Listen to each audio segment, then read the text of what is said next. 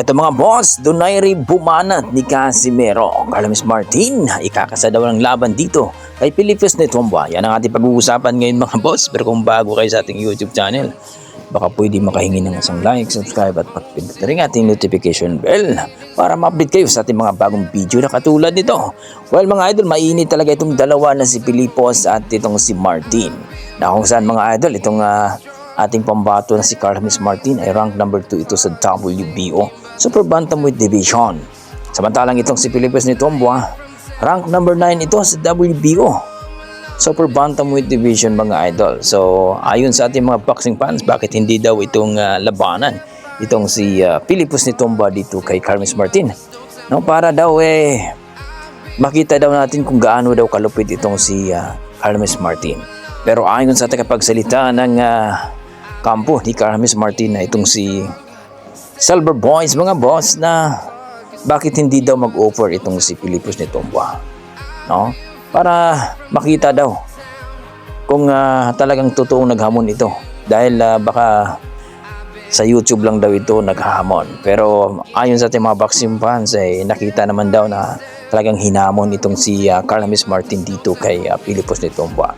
So ang tanong dyan, kung nag-offer ba talaga itong si Philippus Netomba? So marami nagsasabi na kung sakali daw talaga na may kasa itong laban ni Philippus Netomba at ni Carlos Martin, ay delikado daw ang ating pambato dito mga boss, dahil talagang makunat pa sa kalabaw itong si Philippus Netomba. So kayo, anong masasabi nyo dito kung sakaling matuloy talaga itong bakbakan na ito? Itong si Philippus Netomba at Carlos Martin, ang ating prospect na rank number 2 dito sa Super Bantamweight WBO mga boss. So please comment down below kung ano po ang masasabi dito mga boss. Sa kabilang banda, eto na nga, etong sabi ni Cham Nonito, the legend Donaire mga boss, na itong si Casimero daw, ng ating nag-iisang angas ng Pinas, kung hindi talaga daw ito matikio itong si Luis Pantera Nere, delikado daw talaga ito kung sa desisyon ng kanilang kung umaabot ito sa desisyon ng kanilang laban. Dahil alam naman daw natin na itong si Luis Pantera Nere ay paborito daw ito sa bansang Japan. At nakapagtataka nga boss, itong si Luis Nere bigla na lang daw nagkaroon ng ranking dito sa IBF, no? Rank number 8 na siya sa IBF ngayon. At rank number 8 naman sa WBE at rank number 5 ito sa WBC.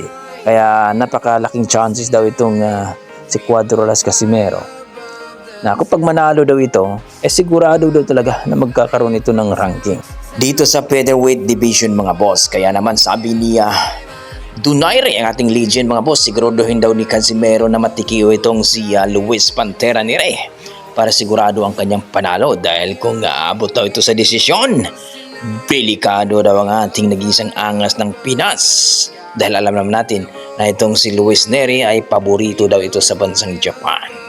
So kayo, ano masasabi nyo dito mga boss? Please comment down below.